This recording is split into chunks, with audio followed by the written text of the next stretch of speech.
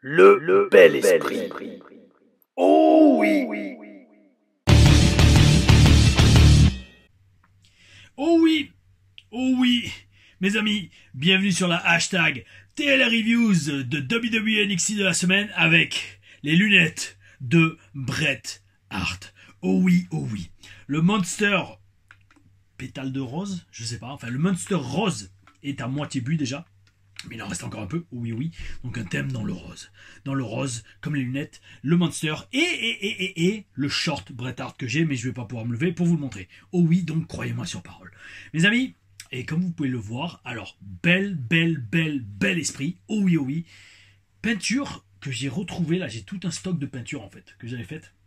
De 2014 à 2015-2016 et j'ai retrouvé cette magnifique peinture à l'huile de la technique Bob Ross. Alors pour ceux qui connaissent pas ou ceux qui connaissent Bob Ross, je l'avais mentionné je crois déjà dans des télé reviews.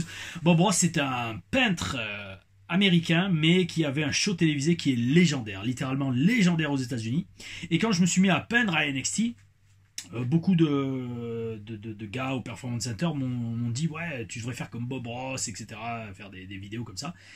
Et donc j'allais chercher sur internet, sur YouTube, Bob Ross Painting, et mes amis c'est magnifique. Le mec en une demi-heure il vous fait des chefs-d'œuvre. Alors comme celui-là, alors je vais pas dire que c'est un chef-d'œuvre. Franchement je maîtrisais bien la technique Bob Ross, comme vous pouvez le voir à l'écran. D'ailleurs en fait avec cette technique Bob Ross de peinture à l'huile, lui, le mec, il fait ça des tableaux comme ça en une demi-heure. Montre-moi. Bon, lui, moi, un tableau comme ça me prend au moins 1h30, 2h, facile, parce qu'en fait, le truc, ce qui est long aussi, c'est de nettoyer les pinceaux, parce que la peinture à l'huile, c'est vachement dur à nettoyer. Mais bref, avec cette technique, en fait, c'est magnifique le parallélisme et le symbolisme. Avec cette technique de peinture à l'huile Bob Ross, et ben, j'avais fait tout le background et le décor de cette peinture de moi en spartiate, au bord d'un lac, peut-être devant le mont Olympe, on sait pas trop, même moi je sais pas trop, mais en attendant, ça faisait partie d'une série de tableaux qui s'appelait Le Voyage du Guerrier.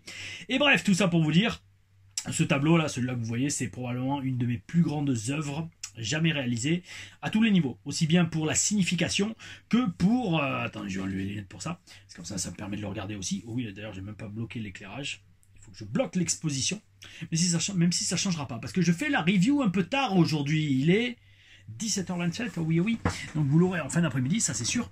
Mais ouais, donc comme il fait nuit, j'ai mis le cercle de lumière. Le cercle de lumière dont je me sers pour avoir un éclairage uniforme pour les vidéos en écran vert. En écran vert comme les TLR Stories. Mes amis, alors je sais pas si je l'ai dit dans la review de Raw, l'autre hier, je vais y arriver. Mais la TLR Stories numéro 3, 4. Wow. Un petit coup de Monster. Wow. La TLR Stories numéro 4 a été filmée et éditée d'ailleurs, enfin éditée. Le gros de la vidéo a été édité et elle va faire 19 minutes. Bel esprit. C'est le genre de longueur à la base que je veux et que je souhaite pour les TLR Stories. Un quart d'heure, 20 minutes, max. Et donc, je vais commencer, oh oui, à éditer la vidéo, incessamment sous peu, peut-être même ce soir, dès que j'ai fini, et poster cette télé-reviews de WWE NXT du 3 décembre 2024, toujours depuis le Performance Center à Orlando, en Floride. Oh oui. Un gros show qui s'annonce, avec la présence d'une personne que j'aime et que je respecte énormément, Eric Bischoff. Quel segment légendaire quand Vince McMahon a présenté Eric Bischoff en tant que manager général de Raw. C'est un de ces segments que j'adore re-regarder encore sur YouTube. J'oublierai jamais quand Vince McMahon disait, comment il disait à la foule, il disait, you know, it takes a real son of a bitch to make it in this business. So from one son of a bitch to another, let me allow you to present or to introduce the new general manager of Raw. His name is Eric Bischoff. Et alors là, boum, Eric Bischoff arrive. Il se serre la main avec Vince McMahon, une image qui, si je dis pas de bêtises, c'était en 2002, si je dis pas de bêtises, une image qu'on n'aurait jamais cru voir arriver dans l'histoire du catch. C'était il y a 22 ans, mes amis.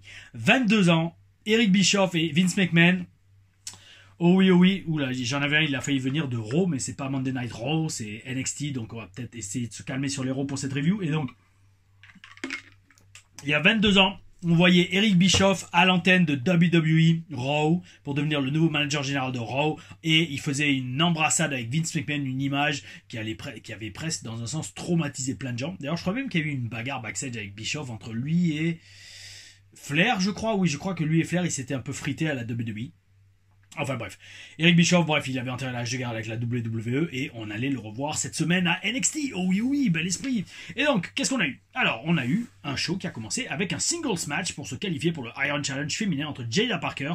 Non, pardon, pas un singles match. Ouh là là, oui. Je croyais que ça portait pour un singles match, mais en fait, c'était un fatal four-way entre 4 catcheuses à la fois très talentueuses et très jolies. Jada Parker contre Ren Sinclair, contre Kelani Jordan et contre Cora Jade. Un super début de match qui illustre bien l'action à 4 qu'on est en droit d'attendre d'un match comme cela. Beaucoup de tentatives de tomber pour raconter l'histoire que chaque catcheuse veut gagner le match, même malheureusement, et c'est toujours le cas dans un match comme ça, même si certains spots font vraiment télégraphier et chorégraphier. Alors, en parlant de télégraphier et chorégraphier et de spots un peu moyens. Mes amis, pour ceux qui me suivent sur X, où je suis maintenant certifié parce que pour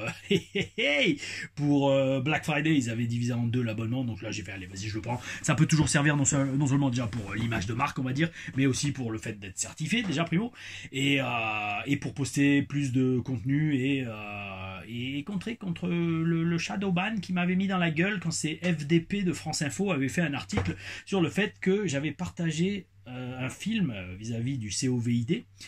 Un film qui à l'époque était étiqueté complotiste, mais qui maintenant, en fait, tout a été déclaré comme vrai dans ce film. Plandemic, c'était le film. Et là, il y a eu un récent rapport, je regardais ça tout à l'heure sur Sud Radio, là, avec Berkoff qui interviewait de Didier Raoult. Et en fait, tout ce qu'il y a eu dans ce film, et qui m'avait valu à l'époque l'article de France Info qui taguait mon compte de complotiste... Ah, les faits qu'ils ont. Et en fait, tout ce qu'il y a eu dans ce film qui était qualifié de complotiste à l'époque, aujourd'hui, maintenant, la Chambre du Congrès américaine a reconnu ça comme des faits. Donc, mais France Info, s'il y en a qui regardent ces vidéos, j'attends vos excuses. Et j'attends surtout aussi que vous déshadowbanniez mon compte Twitter. On verra, peut-être que la certification ça le fera. Ou alors si vous connaissez Elon Musk, dites-lui qu'il plonge un peu dans les bureaux de ex-France et qu'il s'occupe un peu, qu'il fasse le ménage comme il l'a fait aux États-Unis. Enfin bref, tout ça pour dire. Donc pour ceux qui me suivent sur X, mes amis.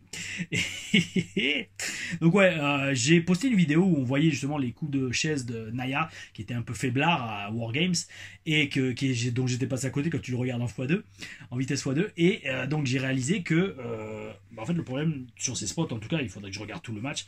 Le problème, il n'y a pas de Nia Jax en fait. Le problème, il vient de ses adversaires qui se positionnent mal pour prendre des coups de chaise en pleine gueule et c'est interdit à la WWE. Donc, oui, dans un sens, Nia Jax est très gentil et très attentif de ne pas avoir donné des coups de chaise. Mais le problème, vient pas d'elle. C'est les mecs qui se positionnent pas comme il faut pour prendre les coups de chaise. Donc, bon. Alors, enfin, bref, c'est comme ça, c'est juste la vie du pro. Comme j'ai dit sur X, c'est juste la vie du pro qui fait ça depuis 20 ans et qui vous partage son avis. Maintenant, la question, c'est dans ce genre de situation, surtout quand tu es en pay-per-view live comme ça, qu'est-ce qu'il faudrait faire? Est-ce qu'il ne faudrait pas quand même y aller sur la gueule du gars qui se positionne mal? À voir. Ça, c'est un gros débat, mais bon, non, je pense que là-dessus, ouais, elle a vraiment voulu être safe avec Naomi et Bayley, qui, au lieu de lui donner leur dos, restaient là, mais qu'est-ce que tu vas faire? Enfin, bref. Tu vois, dans les vidéos que j'ai eues, alors peut-être à la base, peut-être que les coups de chaise n'étaient pas prévus, je sais pas, qui c'est mes amis, qui c'est, je n'étais pas dans le match, mais de l'extérieur, en tout cas des clips que j'ai vus, la faute ne revient pas sur Nia Jax, pas sur ses potes, pas sur ses spots.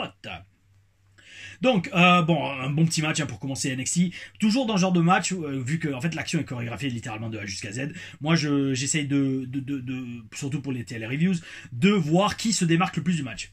Et ben là, mes amis, ça a été dur d'en démarquer une plutôt que les autres, parce que chaque catcheuse a ses points forts et est unique dans son style et dans son genre.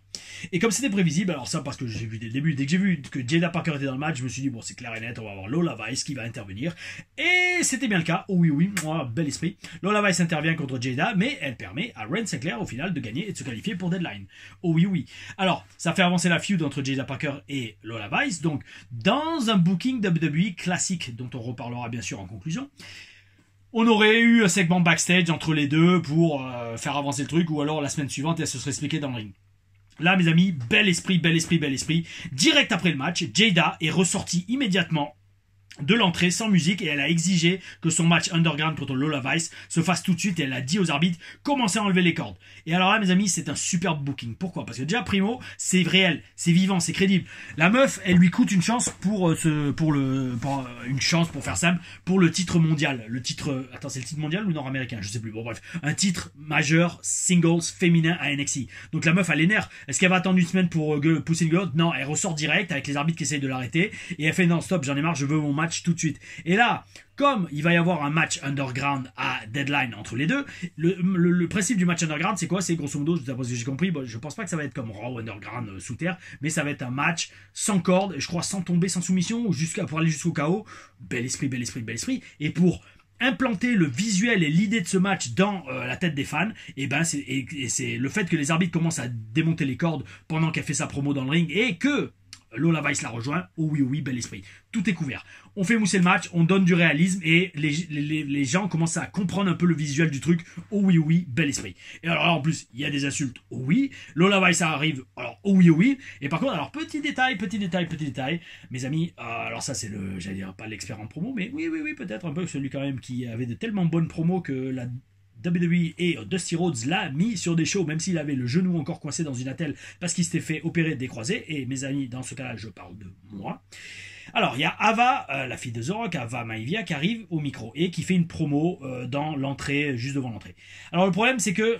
Enfin, le problème, la promo, ça a passé, mais... Petit conseil, Ava, ne piétine pas d'un pied sur l'autre quand tu parles. Si vous regardez bien dans sa promo, en fait, elle alterne d'un pied à l'autre. Et ça, mes amis... point de vue langage corporel, ça montre une certaine non-aisance, voire un peu de stress peut-être dans ce passage au micro. Ça c'est un des trucs alors moi déjà je regarde tout le temps quand je donne des cours de promo. D'ailleurs il y aura peut-être un stage promo, il faut que je vois avec la direction de la RIX au lendemain de l'épisode 26 si je dis pas de bêtises, dans 2 semaines, enfin dans 10 jours je crois maintenant. Et donc un des trucs que je regarde le plus, c'est le langage corporel. Et le langage corporel, il ment pas. Vous pouvez jouer un rôle avec votre bouche, votre voix, votre regard, mais si le langage corporel ne suit pas tout ça, on verra que c'est surjoué ou que c'est pas vraiment authentique. Et là, en fait, Ava, dans son segment, est piétinée, je vous redis, d'un pied sur l'autre. Et ça, c'est ce qu'on a tendance à faire quand on est un peu stressé ou qu'on n'est pas à l'aise. Donc, mes amis, faites attention à ça. Si vous faites des promos un jour, si vous faites des promos devant des officiels de la WWE, faites gaffe à bien ancrer vos pieds au sol et posséder l'espace autour de vous et posséder donc votre auditoire. Oh oui, bel esprit mes amis. En attendant, j'aime beaucoup la feud entre Lola Vice et Jada Parker parce qu'en fait les deux sont super intenses au micro. En fait c'est un truc de ouf. Parce qu'avec cette storyline mes amis, entre Lola Vice et Jada Parker, c'est probablement une storyline bien meilleure que n'importe quelle storyline féminine à Raw ou SmackDown. Et ça fait presque peur à voir. Mais on en reparle en conclusion, mes amis. Après ça, on a un Tag Team Battle Royal pour déterminer les aspirants numéro 1 au titre champion par équipe NXT. Alors, entre plein d'équipes. C'est un beau concept, et parce qu'en fait, là, il faut pas que juste un participant de l'équipe soit éliminé, il faut que les deux soient éliminés pour que l'équipe soit disqualifié. Et c'est celui qui reste dans le ring qui gagne la place d'aspirant numéro 1 pour son équipe. Oh oui. Donc c'est un bon concept parce que c'est toujours excitant ce genre de match. Et ici en plus il est justifié vu que en fait ça fait des semaines qu'on a des bastons générales entre tous les gars de l'équipe. Donc ok, vous voulez faire une baston générale, ben, c'est quoi, on va faire une bataille royale et le dernier qui reste se qualifie et a son spot pour devenir aspirant numéro 1 pour le titre par équipe. Oh oui. Donc franchement c'est divertissant, bon c'est pas très technique, il n'y a pas grand chose à dire sur ce genre de match. Seul truc c'est que c'est très bien, c'est super de voir, alors ils l'ont appelé comment, Yoshiki Inamura en action. Parce que en fait le truc c'est un gars que j'avais croisé à la RIX en 2024, ça c'est sûr, je sais plus à quel épisode, et adorable le gars, adorable. On avait fait le trajet retour Bretagne-Paris ensemble. Le mec c'était une crème, et le mec c'est une montagne. Le mec il me rappelait, comme je lui disais, mec tu me rappelles, enfin, avec du respect bien sûr parce que japonais, je lui disais tu me rappelles les catcheurs à l'ancienne, poids lourds de la Noah et de la All Japan de la fin des années 90, début 2000. Bel esprit. Par contre dommage qu'il lui ait pas donné la tenue qu'il avait à la Noah ou à la Rix, en tout cas c'est un truc de un peu samouraï avec des pagnes et tout, parce que là en fait il est en slip. Ça a retiré énormément à son aura et à sa présence, surtout qu'il n'a pas vraiment un physique, j'allais dire, pour être en slip, parce que le mec c'est presque un duplo, en fait il a le corps d'un duplo le gars, mais bel esprit dans le bon sens du terme, hein. Oh oui, donc c'est bizarre, mais je pense en fait que l'office a dû lui dire non, mais pas cette tenue parce que ça fait trop superstar et il faut qu'on te construise petit à petit avant que tu te ramènes avec une vraie tenue comme ça. Je pense c'est la seule explication parce que sa tenue avait vraiment de la gueule. Pour ceux qui veulent aller voir Yoshiki, je sais plus comment, peut-être Inamura, je sais pas s'il a gardé son vrai nom, sur le show Rix, si je dis pas de bêtises, c'était celui de février ou mars 2024. Quel épisode, je ne sais plus mes amis. Oh non. Et donc dans ce match, on a eu les vainqueurs No Quarter Catch Crew qui se qualifie et devient donc aspirant numéro 1 pour le titre par équipe. Oui, pour Deadline d'ailleurs. Deadline qui sera ce samedi et dont je ferai une review. Oui, sûrement depuis Marseille. Parce que show de catch samedi soir à Marseille contre Eddie Karaoui. Oui, match inédit. Soyez là. D'ailleurs, je me demande si c'est pas déjà sold out. Donc, si vous êtes en région marseillaise, dépêchez-vous, mes amis. Après ça, on a le segment que j'attendais. Le Henrik Sengbut avec Eric Bischoff. Et quand sa musique I'm back retentit, j'adore. Tellement de souvenirs qui reviennent. D'ailleurs, c'était un de mes thèmes, pas préférés, mais vraiment que j'aimais beaucoup, qui doit être encore dans mon lecteur. Ah, il est là. Ouh là, mes amis, est-ce que je vais vous faire une petite playlist, un petit échantillon de playlist de ma playlist catch. Ouh là. Peut-être à la fin. Allez, à la fin. Restez jusqu'à la fin de la review, mes amis, et je vous fais un échantillon des playlists catch que j'ai dans toutes mes playlists. Wow. Alors, c'est wrestling. Numéro 4, wrestling. Alors là, j'ai... Oui.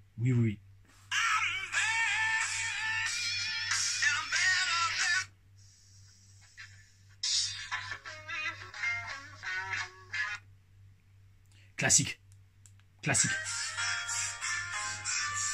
Ouh là, il faudrait que je fasse des vidéos sur les musiques.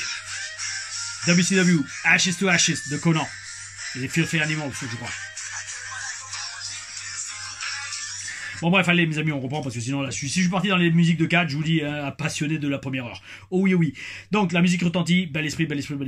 Et la foule du Performance Center adore aussi et montre son respect pour cette légende du business. La beauté du catch, mes amis, et des fans de catch. J'adore en fait le fait, comme je vous dis, que le mec qui a failli mettre fin à la WWE, le public WWE le respecte et lui disent merci d'être là. Bel esprit.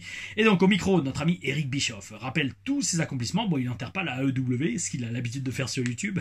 Et il dit qu'NXT a la même vibe que ce qu'il a fait à la WCW et franchement je veux bien le rejoindre là-dessus. C'est pas aussi révolutionnaire en mode NWO, mais il y a vraiment une vibe unique à NXT. Oh oui. Et il présente Ridge Holland et Trick Williams qui viennent sur le ring pour se faire face à face. Bischoff les fait vraiment bien mousser au micro et les laisse ensuite s'expliquer. Alors le contraste est en effet très fort parce que Ridge c'est un heel boring et violent à l'ancienne donc. Et Trick a le charisme, un gros look et il est très athlétique. En fait, c'est vraiment l'ancienne école contre la nouvelle école. Donc, bel esprit. Et alors là, par contre, j'ai eu un oula, j'allais dire une semi-érection. Non, quand même pas, mes amis. Mais un semi-pop. J'ai à moitié popé quand Ridge... non, pardon. Pourquoi j'ai Ridge? Oui, Ridge, c'est ça. Ridge dit à Trick qu'il est soft. Je viens de percuter le truc, en fait, c'est un truc de ouf. Parce qu'en fait, moi, j'ai popé parce que ça m'a fait penser à Soft, SAWFT d'Enzo Amore, une phrase et un mot que j'ai entendu des dizaines de fois à NXT, au Performance Center. Mais, et là, en fait, je viens de percuter le jeu de mots. Trick Williams, donc Guillaume Érection, et Soft, ça veut dire mou, en fait. Est-ce que ça veut dire qu'il bande mou? Oh oui, on fait des jeux de mots improvisés sur les télé-reviews. Bref, donc, gros pop parce que ça m'a fait penser à Soft. Et bien sûr, mes amis, ça part en baston à la fin. Et alors là, par contre, bon, petit bilan du segment, parce qu'en fait, Bischoff, il n'a pas fait grand-chose. Alors, ok, c'était super de le voir de retour, mais franchement... À quoi il a servi? Je vous pose la question. Et ça me fait de la peine à dire parce que j'attendais vraiment ce segment. Et c'était cool de le voir et tout. Moi, c'est Controversy Creates Cash, son autobiographie que j'avais lue. Donc oui, d'accord. Mais au final, je vous dis, il n'a pas servi à grand chose. Le truc, c'est qu'on finit le segment avec Trick Williams, Guillaume Érection, qui se prend un DDT sur la table des commentateurs et il se fait emmener en civière et en ambulance.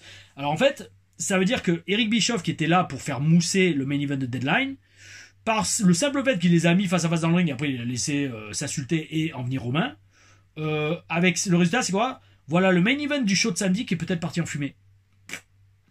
Voilà. Oui, c'est dommage parce que je trouve pas trop ça logique et je comprends pas trop en fait à quoi vraiment a servi le segment, mis à part juste mettre Eric Bischoff à l'écran. Alors attention, on verra encore une fois en conclusion pourquoi je pense qu'ils ont fait ça, mais d'un point de vue purement storyline et kayfabe, bof. ça n'avait pas trop de sens. C'est à la limite qu'il soit venu avec la sécurité pour les empêcher d'en venir aux mains, ok d'accord, mais en fait il a juste dit bah allez, faites ce que vous voulez. D'accord, ok, non mais c'est pas vraiment comme ça le but, d'autant plus que comme ça a dégénéré. Maintenant, est-ce qu'on va voir un main event à deadline? Alors est-ce que en fait Trick Williams est blessé, c'est une façon d'amener le fait qu'il pourra pas catcher samedi? Je sais pas, peut-être. On sait jamais avec WWE. C'est ça aussi la magie du catch, d'improviser en direct. Mais bon, c'était un peu bof. Par contre, c'était pas bof, c'était dans le match suivant de voir Nikita Lyons contre Carmen Petrovic. Oh oui, oui, deux jolies blondes, au passé en sport de combat. Oh oui, oh oui. Franchement, pas mal comme style de match parce que ça a été quasiment que des strikes, que des coups de pied, que des coups. Bel esprit, bel esprit. On voit ça très rarement dans le catch, mais parce que c'est dur à faire. Mais là, vu que les deux ont un gros passé de sport de combat et d'arts martiaux, bel esprit, ça passe. Et franchement, encore une fois, c'est un truc qu'on verrait pas sur la route. On verrait pas ce genre de match sur la route. Et c'est bel esprit. Très bel esprit de voir aussi Nikita Lyons, mais malheureusement, elle perd le match. Petrovic gagne le match. C'était une intervention du gars, là, Adonis, je crois son nom, qui va faire continuer à faire avancer leur storyline de Love Story. Espérons que Nikita Lyons, c'est juste momentané cette petite défaite et qu'on va la voir plus à l'écran. Oh oui, elle et ses jolies courbes. Et par courbe, bien sûr, je veux dire sa belle âme, sa magnifique âme de personnes très éveillées. Oh oui, oui. Après ça, on a encore un match féminin, bel esprit, entre Easy Dam et Gigi Dolin. Alors, voilà, comme je dis, encore un match féminin, waouh, bel esprit. Gigi Dolin, très technique, très orange, et très observé par Sean Spears, qui vient guetter une éventuelle nouvelle recrue. Première fois que je vois Easy Dam sur le ring, franchement, magnifique tenue et très bon niveau in-ring, bel esprit, ça passe. Un bon petit match qui marque un retour réussi pour Gigi Dolin qui gagne le match. Oh oui, oui. Très bonne vibe entre Gigi et Tatum. Oui, c'est une équipe qui va bien ensemble. Bel esprit. Et là, mes amis, on a backstage, je l'ai noté quand même parce que là en fait c'est un truc qui m'a fait tilter. On a une apparition d'X-Pac et très court d'ailleurs parce que bon il était annoncé sur le show, il a juste fait un segment backstage, ok alors ça peut passer, je pense qu'il a fait coach toute la semaine au Performance Center avant ça, hein. Il me semble même d'ailleurs qu'il vit en Floride, il me semble, et X-Pac pour qui j'avais fait une faritas au poulet en Californie, d'ailleurs ce séjour en Californie dont je parle beaucoup dans la prochaine TLR Stories, oh oui, comment la WWE m'a repéré et est rentré en contact avec moi pour mes essais de 2011 où j'ai été signé. Et donc pourquoi j'ai noté pour ce segment, parce qu'en général les segments backstage je les note pas quand c'est trop court, mais là alors X-Pac fait une apparition je crois avec Evans, c'est ça, Joe Evans, je sais plus son nom. Il y a tellement de noms à NXT. Mais en fait, grosso modo, le mec, il me fait rêver parce qu'il précise qu'il est 2 fois Hall of Famer. Une fois avec DX, une fois avec NWO. Est-ce qu'il est en route pour l'être 3 fois? Parce que quand le 1-2-3 Kid / X-Pac va être intronisé, le mec sera 3 fois Hall of Famer. Je sais pas si ça existe. Je sais pas si actuellement il existe un gars qui est 3 fois Hall of Famer. Et je pense pas qu'il y en aura. Parce que qui a été membre de la NWO et de DX en même temps? Franchement, je pourrais pas vous dire. Personne, je crois. Personne. En tout cas, oui, voilà. Donc, bel esprit.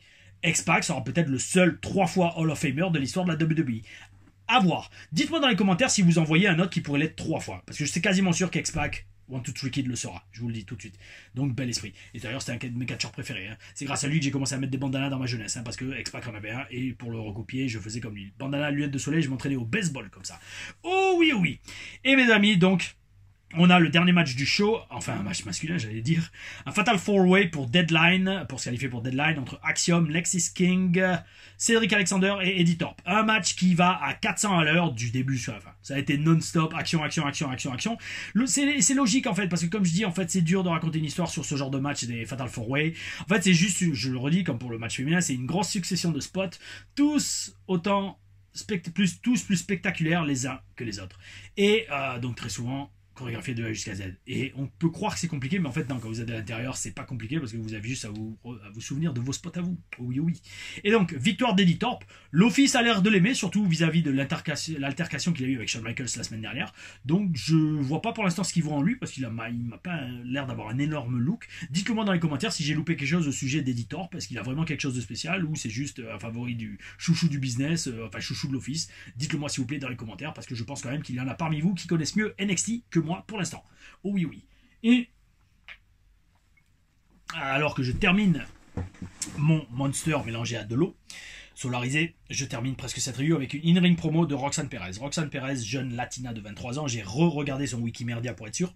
Oh oui, oui, bel esprit. Oh oui, oui, très talentueuse et très jolie. Elle s'adresse à chacune des participantes de l'Iron Survivor Challenge. Et chacune se ramène toutes sur le ring pour que ça parte en baston général, un thème récurrent dans le booking de Shawn Michaels, point d'interrogation.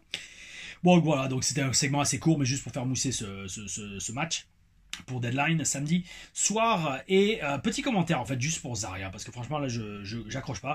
En fait je la sens pas dans cette gimmick, parce que même quand elle se ramène avec sa tenue tout en cuir, en fait elle est pas du tout impressionnante. Je veux dire, elle est pas grosse physiquement, elle est pas grande, gimmick de destructrice monstre. Je pense que là de NXT, je sais pas ce qu'ils ont foutu, hein, ils ont loupé le coche.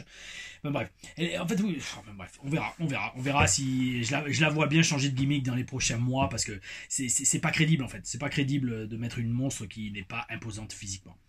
Donc mes amis, c'était la fin d'NXT qui se terminait sur cette promo, qui se termine en baston général là aussi. Un bon petit NXT cette semaine en préparation de Deadline. Donc comme je disais, j'étais un peu déçu de l'intervention de Eric Bischoff, et je pense que vous aussi de toute façon, parce qu'en fait c'était assez inutile au final. Mais donc comme je disais, voilà, connaissant la WWE, c'était un test en fait. C'était un test pour voir comment la foule allait réagir déjà primo, et discuter en personne avec Eric, s'asseoir et dire alors est-ce que ça t'intéresserait de bosser plus régulièrement pour nous, tu vois la vibe du show, etc.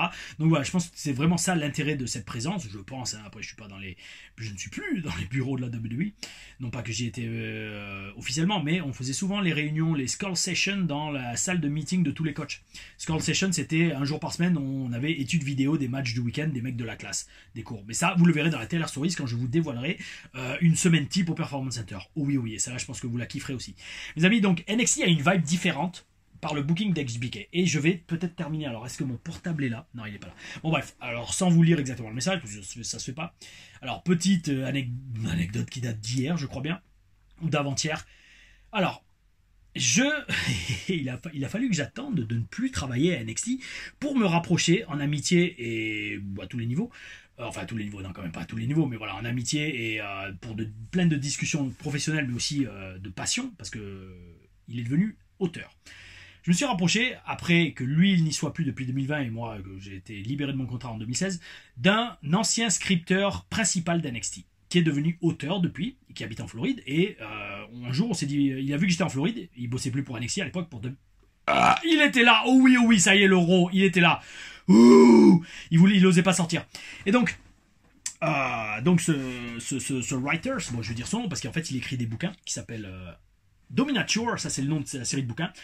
Il s'appelle Joe Belcastro. Et Joe Belcastro était scripteur principal d'NXT, mais j'y étais plus. Il venait à peine d'arriver parce que Dusty était décédé, il avait quitté ce monde, et Joe Belcastro était devenu le scripteur principal d'NXT. Et donc, quand je vais en Floride, on se voit et on parle, parce qu'en fait, moi, je lui pose plein de questions sur le fait d'être auteur, parce que maintenant, je vous dis, il écrit des romans de science-fiction.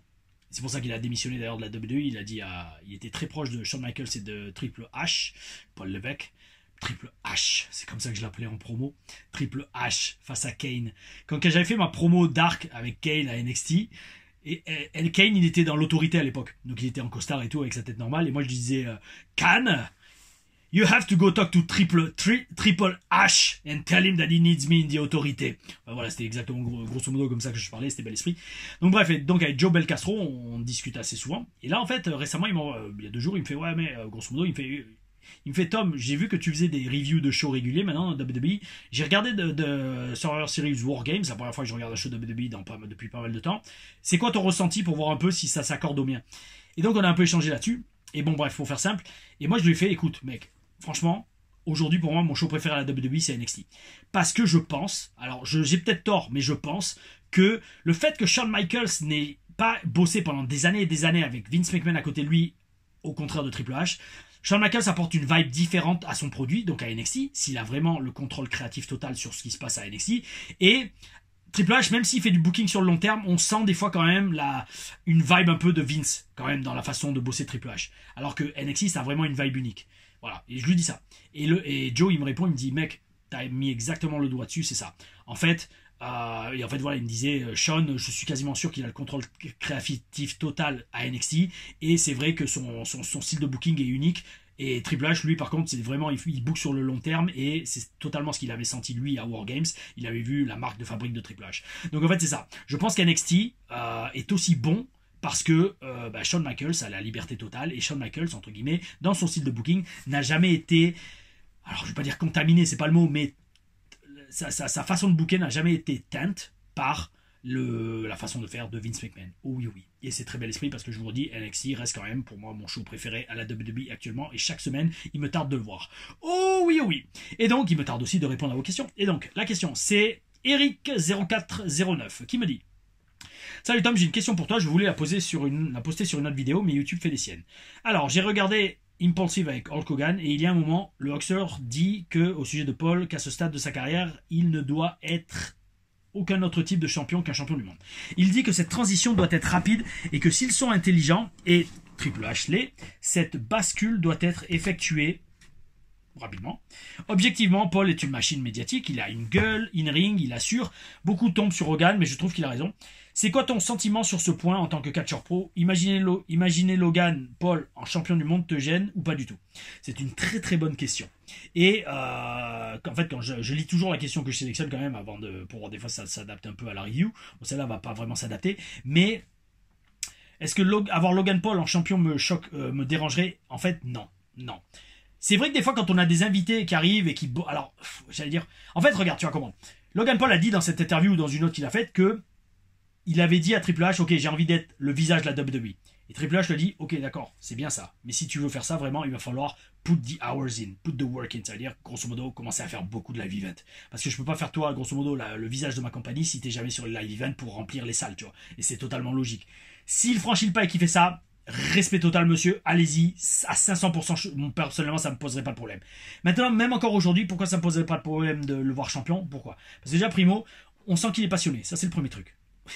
Si vous sentez pas la passion du catch chez Logan Paul, c'est que vous avez un problème. Déjà, primo.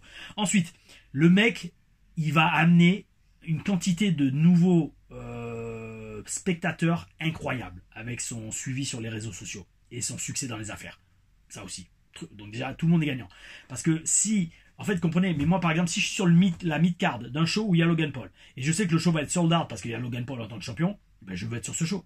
Comprenez le truc? Si il y a le show où Logan Paul est champion et l'autre, il y a Gunther, Logan Paul, t'es sûr que tu vas être sold out et Gunther, ça va être rempli aux 3/4, bah excuse-moi, je préfère être sur le show sold out. Parce que non seulement la paye sera plus élevée, normalement, et l'ambiance sera mieux, tu vois le truc? Et plus de gens vont te voir, donc peut-être tu auras une chance de voler la vedette et de rentrer dans les mémoires et dans les souvenirs de plus de gens que si tu es sur le show qui est rempli à moitié ou aux 3/4. Donc ça, c'est important. Et enfin, donc comme il est passionné, le mec, on voit qu'il a bossé dur dans le ring et qu'il bosse encore dur. Moi, je vous dis, en fait, franchement, j'oublie, en fait, je m'en fous des prises qu'il fait, les prises aériennes, c'est pas ça qui me fait dire que Logan Paul bosse dur dans le ring. Ce qui me fait dire qu'il bosse dur dans le ring, c'est que le mec a littéralement sauvé la vie de Rey Mysterio. Sur le moonsault, le Asai moonsault, springboard moonsault que Mysterio fait dans le match et qu'il est trop court ou que Logan Paul est trop loin, je sais pas, mais que Logan Paul fait un baseball slide pour le rattraper sur l'épaule d'un bras et se relever et lui sauver la vie. Pour moi, en fait, Logan Paul a gagné 20 000 points d'un coup en faisant ça. Et c'est c'est le pro qui parle, c'est pas le fan, c'est pas le fan, le mec qui aime bien regarder les shows, c'est le pro. Parce que moi, si je vois un catcheur faire ça,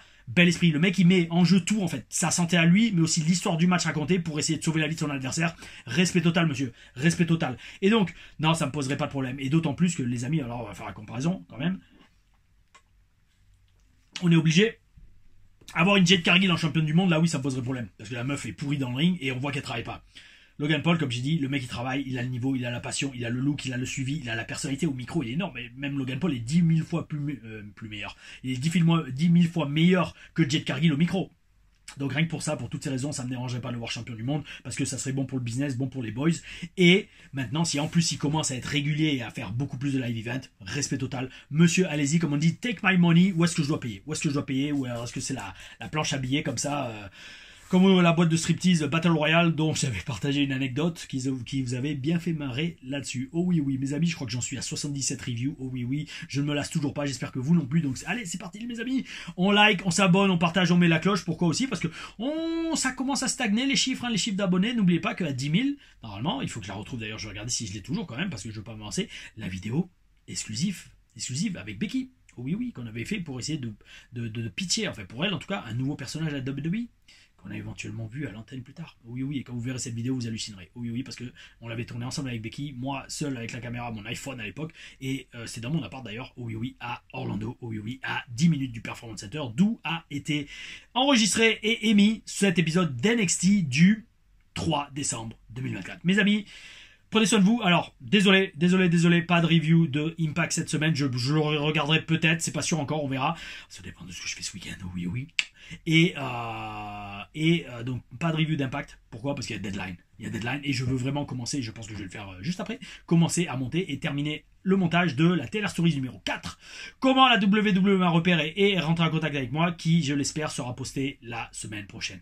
Oh oui, donc on se verra samedi pour la review, Taylor Reviews de SmackDown. D'ici là, prenez soin de vous, gardez le bel esprit et oh oui, bah gardez le bel esprit. Ah